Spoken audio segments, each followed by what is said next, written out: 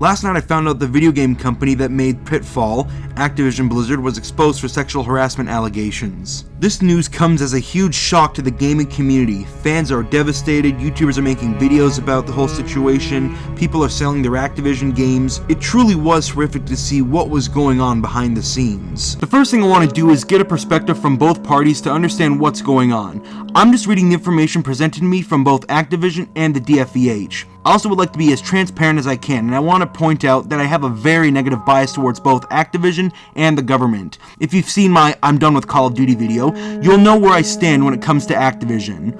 And when it comes to the government, I found it to be contradictory, and sometimes they like to bend the truth to their favor.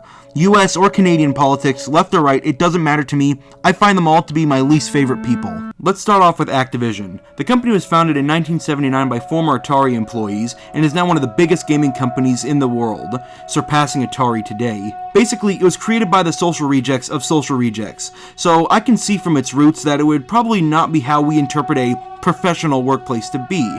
You make video games. I can see people being more laid back in the office. But when you're deciding to play video games and leave the hard work for your coworkers who have no incentive to apply themselves because they see little to no reward for their hard work, that's where I draw the line. When you're drinking at work and making unwanted advancements to female coworkers or coworkers of any gender, that's where I draw the line. When you have supervisors engaging in inappropriate workplace relationships with their subordinates, causing them to...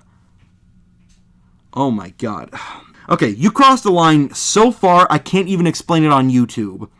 It's tragic, that's all I'm going to say. I also want to talk about Activision's response that they gave to IGN. The spokesperson who wrote this pretty much hit every talking point, and even claimed themselves to be one of California's best businesses. Basically, the whole response was Activision pulling the old, they were nitpicking and bias trick. If only they weren't such scumbags to their customers, I'd probably give them the benefit of the doubt. Some of the things in the DFEH's introduction felt like a lack of understanding to the business side of video games, and they kept mentioning the race of people, even though this whole thing was about sexism. This whole situation is just a complete shit show. Twitter's blowing up with anger, and I'm just sitting here not knowing what to think. I've seen how Activision started out, but now I just can't look at them the same. Activision, you may have the lawyers, the player base, and the copious amounts of hush money, but you did lose one thing, and that's a longtime fan.